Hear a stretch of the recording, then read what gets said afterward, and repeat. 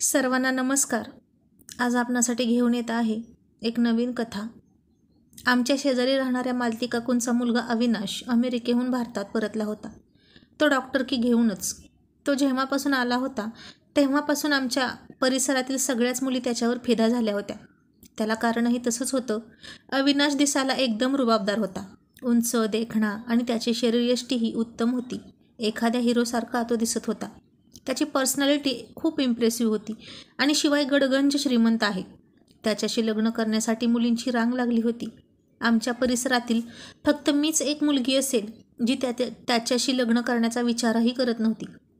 यासाठी नव्हे की मला त्याच्यात इंटरेस्ट नव्हता, तर यासाठी कारण मला स्वतःला माहीत होतं की तो कधीच माझा होऊ शकणार नाही आणि तो कधी माझ्याबद्दल विचारही करू शकणार नाही. कारण माझा रंग सावळा होता. माझे डोळे बोलके होते, सुंदर होते, पण सावळ्या रंगाने माझ्या सुंदरतेला डाग लावला होता. डॉक्टर अविनाश एवढ्या सगळ्या गोऱ्या सुंदर मुली सोडून मला का पसंत करेल? बाकीच्या मुली माझ्यापेक्षा दिसायला कितीतरी पटीने सुंदर होत्या, जास्त शिकलेल्या आणि श्रीमंत. आम्ही मिडल क्लास होतो. इतके गरीब नव्हतो, पण त्या सगळ्या मुलींच्या तुलनेत कमी पैसेवाले होतो. एक दिवस मला थोडं बरं वाटत नव्हतं.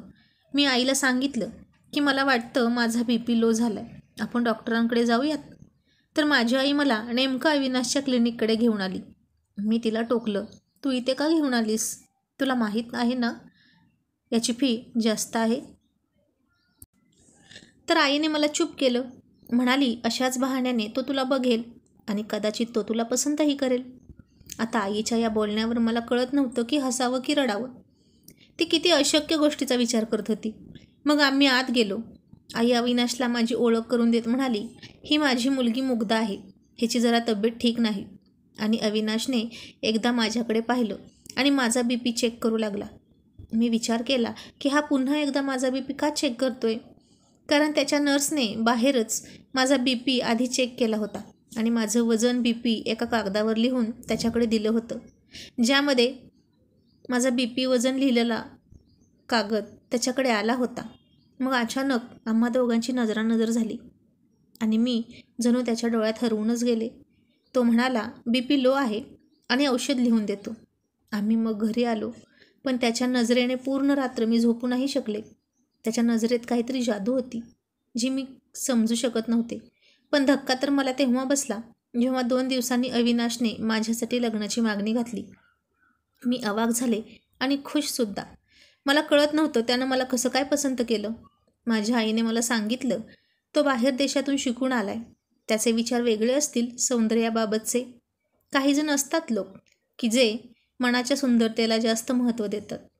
आणि तशीही तू तर खूपच सुंदर आहेस, फक्त रंग सावळा आहे. आमचं लग्न ठरलं. ही गोष्ट सगळीकडे पसरली. सगळेजण अवाक झाले, काही पण बोलू लागले. इतक्या सुंदर मुली सोडून त्याला ही कोणती मुलगी आवडली? काय पाहिलं त्यानं इतकं तिच्यात? हा कुठे आणि ती कुठे? या चर्चा ऐकून कधीकधी मला भीती वाटायची की अविनाश लग्न तर मोडणार नाही ना, कारण आता मी त्याच्यावर खूप प्रेम करायला लागले होते. आमच्या घरात आनंदी आनंद होता.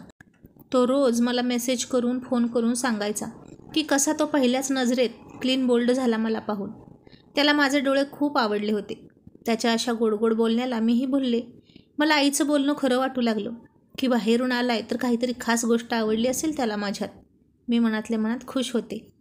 लग्नाचा पूर्ण खर्च त्याच्या घरचेच करणार होते. आम्हाला काहीच करू दिलं नाही त्यांनी. उलट माझ्या नातेवाईकांसाठी कपडे गिफ्ट त्यांनीच आणले. माझ्यासाठी लग्नाचे कपडे डिझायनर केले होते. लाखांच्या घरात त्याची किंमत होती आणि लग्नात माझ्या अंगावर इतके दागिने चढवले की सगळेजण बघतच राहिले. सगळे नातेवाईक माझ्या या सुखावर जळत होते. शेवटी आमचं लग्न झालं. स्टेजवर असताना त्याची आत्ते बहीण आली आणि म्हणाली, अविनाश, काय झालं आहे तुझ्या टेस्टला? ही काय मुलगी तू चॉईस केली? याआधी तर असा नव्हतास तू. तुझा चॉईस फार क्लासी होता ना. तुला तर सावळ्या रंगाची किळस यायची आणि ती माझ्या सावळ्या रंगावर जप करू लागली. हे ऐकून मला खूप रडायला आलं आणि त्याने तिला फटकारलं. तसं ती स्टेजवरून उतरून फणकाऱ्यानेच खाली गेली. पण माझ्या डोळ्यातले अश्रू काही थांबत नव्हते. मला खूप वाईट वाटत होतं. माझ्यामुळे अविनाशला हे सगळं ऐकून घ्यावं लागत होतं. मी लग्न करून त्याच्या घरात आले. घर कसलं महालच होता तो आणि त्याच्या आईनं मला त्याच्या खोलीत नेऊन बसवलं. पण अविनाशच्या आते बहिणीचे ते शब्द अजूनही माझ्या डोक्यात फिरत होते. म्हणजे अविनाश खूप क्लासी चॉईस असलेला मुलगा होता तर. त्याला सावळा रंग आवडत नव्हता. मग माझ्याशी लग्न कसं केलं त्यानं? मग थोड्या वेळाने तोही खोलीत आला. माझा पडलेला चेहरा बघून तो म्हणाला, काय झालं? तू अजूनही तोच विचार करत आहेस का? मी त्याच्याकडे बघतच राहिले. तो मला म्हणाला, असं का बघतेस? हेच तर प्रेम आहे. एकमेकांना न सांगता माझ्या बायकोच्या मनातलं सगळं कळतं मला. मी माझ्या नशिबावर खूप खुश होते. तेव्हा अविनाश म्हणाला, तू अजिबात काळजी करू नकोस. तू खूप सुंदर आहेस. पण मला तुझ्या आयुष्यातली खंत लवकरच दूर करायची आहे. कोणी तुला तुझ्या रंगावरून नाही बोलणार यापुढे. आजकाल किती उपाय निघालेले आहेत. काही इंजेक्शनने तुझा रंग कसा उजळून निघेल बघ. मला तर तू अशीच आवडतेस, पण मी तुझ्या डोळ्यात अश्रू नाही पाहू शकत. त्यामुळे मग मीही विचार केला. तो मला गोरं होण्याचं इंजेक्शन देणार होता आणि त्या गोऱ्या होण्याच्या इंजेक्शनच्या मदतीने मी नक्कीच सुंदर होणार होते. मी त्याला म्हणाले, खरंच हे शक्य आहे? तो म्हणाला, हो अगदीच. त्याने मला वचन दिलं की उद्यापासून तो माझे उपचार सुरू करेल. मी मनातल्या मनात स्वतःला खूप सुंदर समजू लागले आणि थोड्या दिवसातच मी आता बाकींच्या मुलींपेक्षा जास्त सुंदर दिसेन अशी स्वप्न पाहू लागले. मी त्याच्याशी लग्न करून खूप खुश होते. अविनाश भलेही NRI होता, पण त्याच्या वागण्यावरून असं अजिबात वाटत नव्हतं. तो एकदम साधा माणूस वाटत होता, जो माझ्यावर खूप प्रेम करतो. मग दुसऱ्या दिवशी त्याने मला सांगितलं की त्याचे डॉक्टरांशी बोलणं झाले. मला रोज रात्री एक गोरं करण्याचं इंजेक्शन द्यावं लागेल आणि एका आठवड्यातच त्याचा फरक जाणवेल. हे ऐकून मी आरशात स्वतःकडे पाहू लागले. मलाच मी आरशात खूप गोरी वाटत होते. मला तर गोरं होण्याच्या कल्पनेनं पछाडलं होतं. मी खूप खुश झाले. तेव्हा तो जवळ आला आणि त्याने हलकेच माझा हात धरून मला मिठीत घेतलं आणि माझ्याकडून वचन घेतलं की मी या उपचाराबद्दल कोणाला काहीही सांगायचं नाही, कारण लोक नको त्या गोष्टी बोलतील. हे त्याला नको होतं. होणारी चर्चा त्याला आवडणार नव्हती. मी त्याला तसं वचन दिलं. त्याच रात्री त्याने मला पहिलं इंजेक्शन दिलं. इंजेक्शन घेतल्यानंतर मला झोप लागली, पण जेव्हा मी सकाळी उठले तेव्हा माझ्या पोटात खूप दुखायला लागलं. मला कळत नव्हतं की पोटात का दुखतंय, पण वेदना मात्र जीव घेण्या होत्या. मी तसं त्याला सांगितलं, पण तो म्हणाला, कोणत्याही गोष्टीचा कधी साईड इफेक्ट होतच असतो. तसा झाला असेल याचाही. आणि तसं पण आठवडाभराचाच तर प्रश्न आहे, थोडं सहन कर. मी काहीच नाही बोलले. दुसऱ्या रात्री पुन्हा इंजेक्शन दिलं त्यानं मला, पण त्यानंतरही गाढ झोप लागली मला. पण पुन्हा सकाळी पोटात त्या जीव घेण्या वेदना होऊ लागल्या. आता या वेदना माझ्या सहनशक्तीच्या पलीकडे होत्या. पण मी कोणाला काही सांगू शकत नव्हते, कारण तो हे उपचार सगळ्यांपासून लपवून करत होता आणि मी त्याला तसं वचन दिलं होतं की कोणाला काहीही सांगणार नाही. मी दुखण्याने बेहाल झाले होते आणि माझ्यात आता पुन्हा रात्रीचं इंजेक्शन घेण्याची अजिबात हिंमत नव्हती. मग मी विचार केला की एक दिवस इंजेक्शन नाही घेतलं तर कदाचित इतका फरक नाही पडणार, पण अविनाशला वाईट वाटेल, म्हणून मी त्या रात्री इंजेक्शन बदललं. मी त्या जागेवर ग्लुकोजचं एनर्जीचं इंजेक्शन ठेवलं. त्याने मला इंजेक्शन दिलं आणि मी रोजच्यासारखं डोळे बंद करून झोपेचं सोंग घेऊन राहिले. तेव्हा त्याला वाटलं की मी गाढ झोपेत आहे. त्याच्यानंतर त्यानं जे माझ्यासोबत केलं त्यानं माझ्या शरीराचा थरकाप उडाला. असं तर कोणी कोणाच्या शत्रूसोबत पण करणार नाही, जे मी त्याची बायको असून माझ्यासोबत करत होता. मी पटकन उठून बसले. मला जागी बघून आधी त्याच्या चेहऱ्यावरचा रंग उडाला. त्याची बोलतीच बंद झाली. तो ततपप करू लागला. म्हणाला, तू अजून झोपली नाहीस? मी रागाने त्याला विचारलं, हे सगळं काय आहे? हे तू माझ्यासोबत काय करतोस? आधी त्यानं उडवाउडवीची उत्तरं दिली, पण जेव्हा मी ऐकत नाही हे पाहून त्याने मला पूर्ण हकीकत सांगितली. त्याचं सत्य ऐकून माझ्या पायाखालची जमीनच सरकली. आता मला कळलं, इतक्या सुंदर आणि जास्त शिकलेल्या मुली सोडून त्यानं माझ्याशी लग्न का केलं. कारण माझ्यासारख्या साध्या मुलीला तो सहज वश करू शकत होता, पण मी मात्र इतक्या सहजासहजी गप्प बसणार नाही. मी ओरडून पूर्ण घर डोक्यावर घेतलं आणि माझ्या आईवडिलांना फोन करून बोलावून घेतलं.